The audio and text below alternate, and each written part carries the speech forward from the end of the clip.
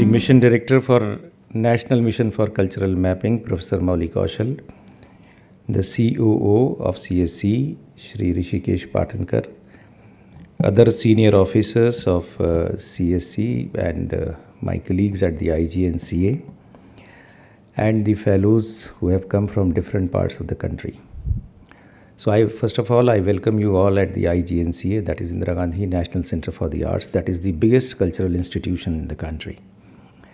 And we are fortunate that we have been entrusted the responsibility of taking forward the mission for cultural mapping. As you know, by name itself, you can understand this is something which has never been tried in our country earlier. So this is going to be a milestone in the history of India. Everybody do not get a chance to create history in their life. But someone who gets a chance to create history must make full use of that opportunity. And I think that chance has come to you by virtue of your luck or good deeds in your life or blessings of your parents and your gurus. That is why you are becoming the part of creating a history. Why I am saying this is that we are going to map 650,000 villages of India. We are going to create a complete directory of all the villages in India, which has never been done. Even it has never been thought. And that is why we have named this as Mera, Gaon, Meri, Dharohar. Why Mera, Gaon, Meri, Dharohar? How many of you belong to the village background? Can you raise your hands, please? It's almost 30% if I'm not wrong. 70% are from the urban background, all right? Even those who have raised their hands, can I ask how frequently you go to your villages? Once in a year? Okay, she is the brave girl. Any other person who visits? Monthly twice, okay. So monthly, but there are only 5 hands. Let me tell you, you are not looking at the back, there are only 5 hands. Anyway, why I am putting up this point is very interesting. When I was a student of class 6th or 8th, in my geography lesson, I was told that India is a country of villages and 80% of the population lives in its villages. If you see the recent demographic changes in India, you would find that the population in the villages has grossly reduced. Now it has come to almost 60%. That means 20% of the village population has already migrated to the urban areas. It's not only the shift of population from villages to urban areas. It's also losing your culture, losing your identity, losing your heritage, losing your lineage. Because let me tell you very frankly, it's my experience, I don't know about your experience. For me, each and every city looks like the same. वही mall, वही theatre, वही multiplex, वही McDonald, वही क्या? Subway. एक तरह का दुकानें हैं, सारा multinational.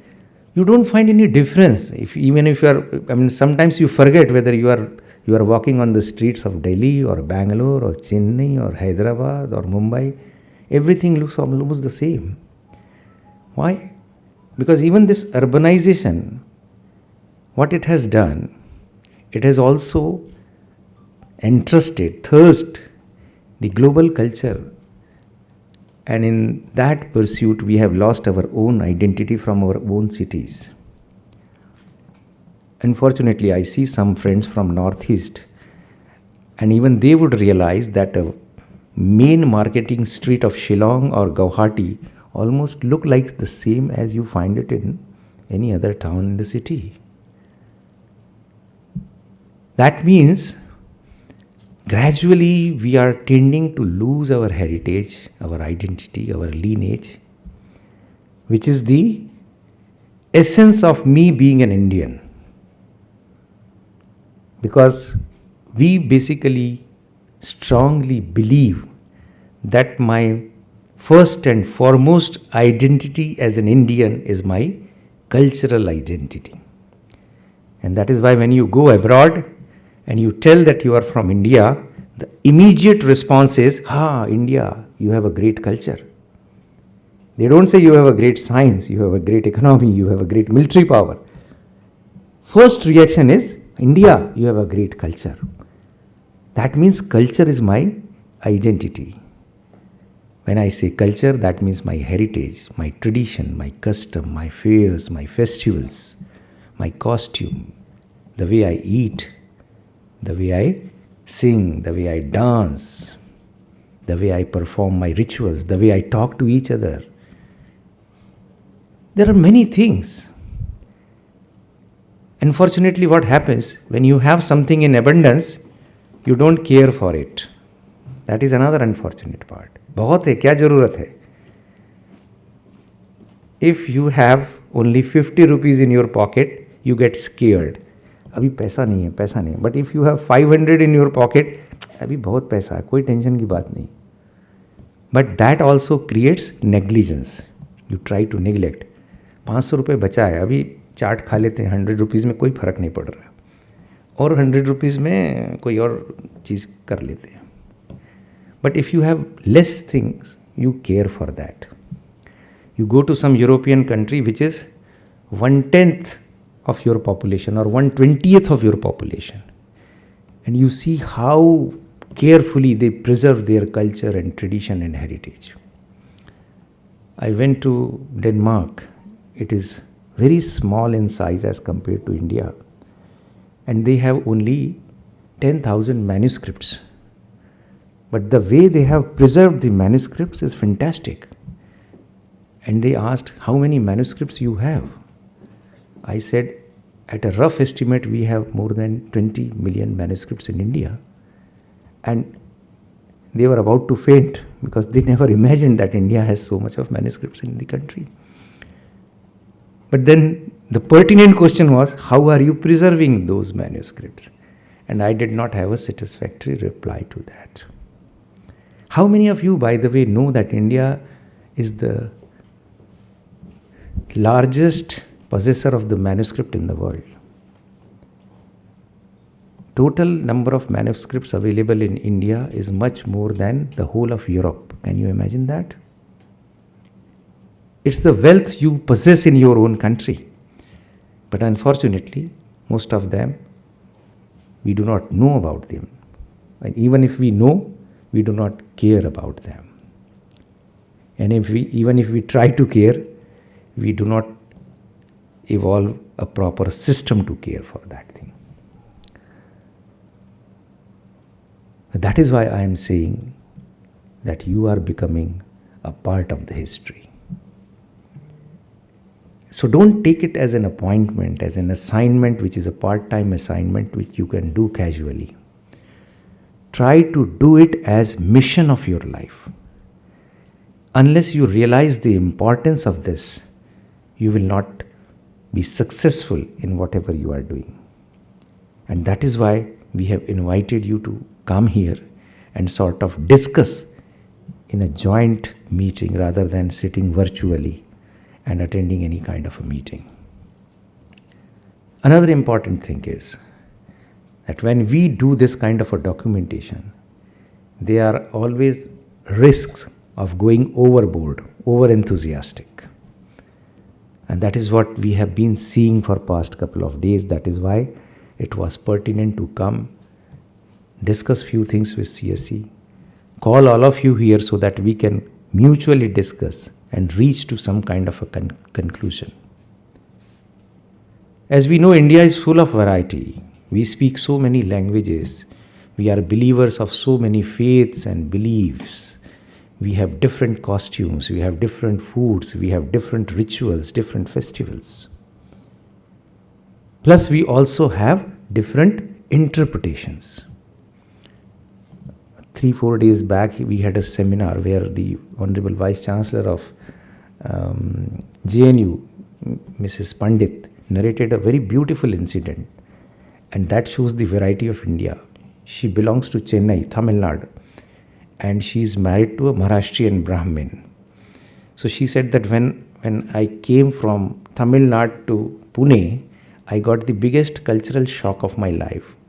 In Tamil Nadu, we used to worship Murugan as the primary god. Murugan means Kartikeya. But when we came to Pune, we were told that don't worship Kartikeya because he is a bachelor god.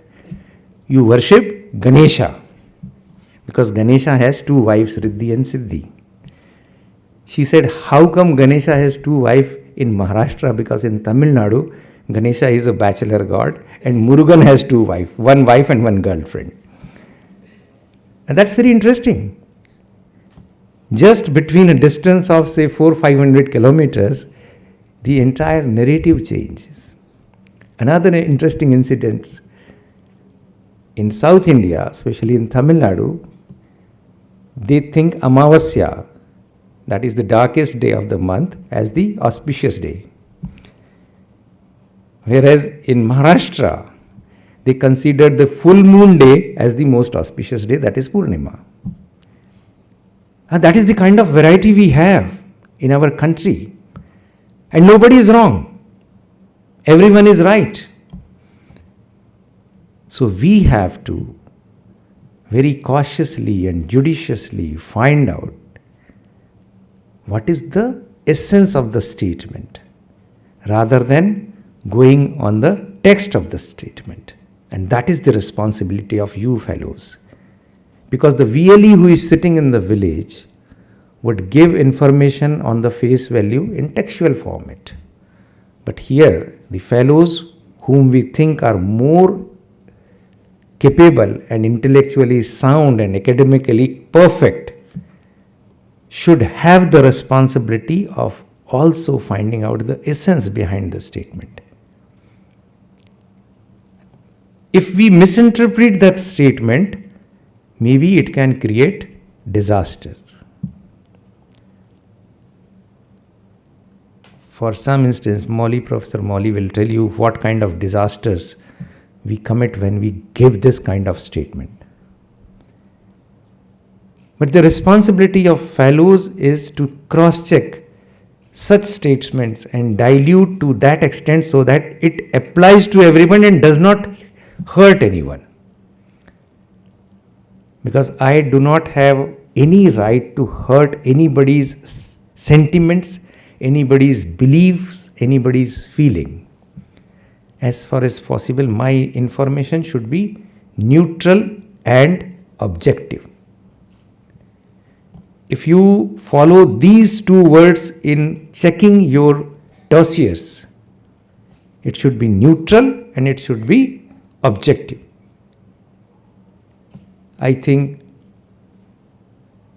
75% of our work is done.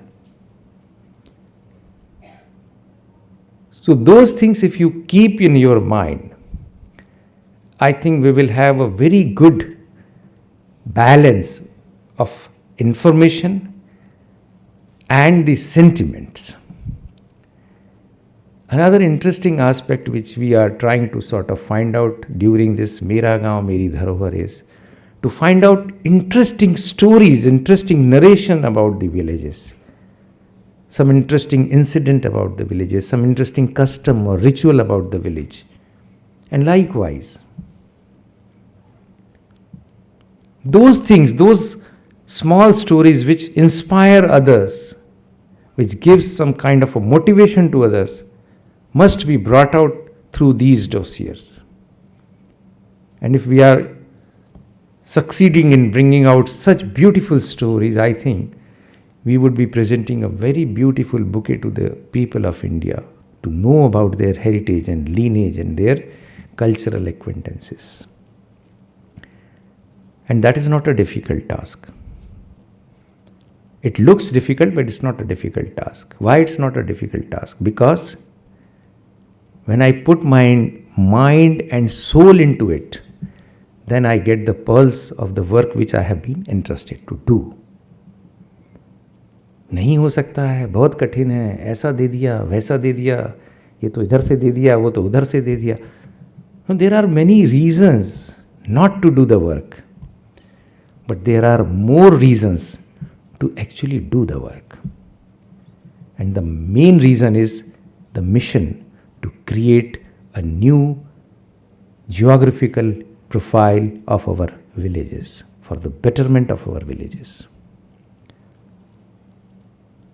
And I'm sure that young people like you, I see quite a bright faces here who have come here with all zeal and determination,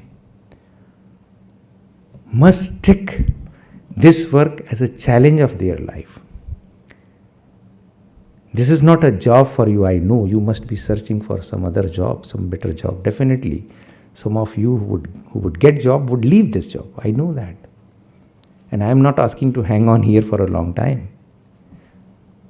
But even if you are here for 3 months and your love for village increases, I think our purpose is served. So next time when I asked how many of you have visited the villages, not 30% but 100% hands should be raised.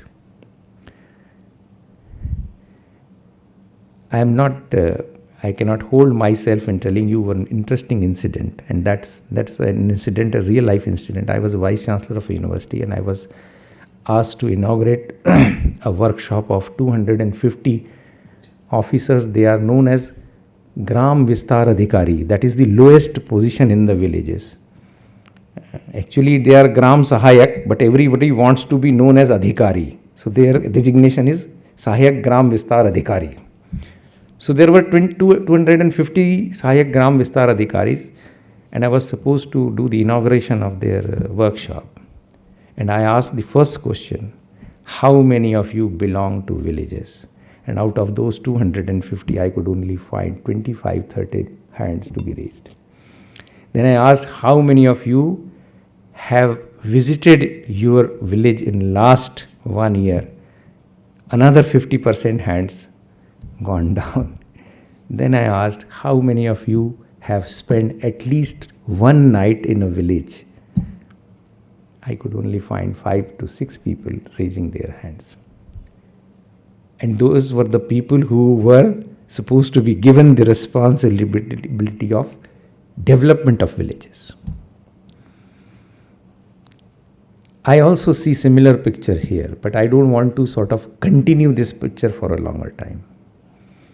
This may not be your scope of work. I think your boss will accuse me for that, giving you a suggestion that at least you must go to a village, at least spend one night there, any village of your choice, so that you really get the essence of the real village life.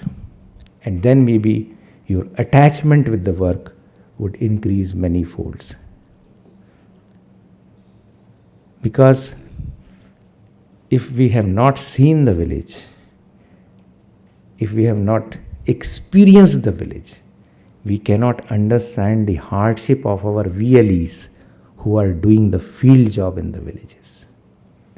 It's not easy and simple to get the information, get the kind of information which we are expecting them to give. But you have to be considerate of their effort.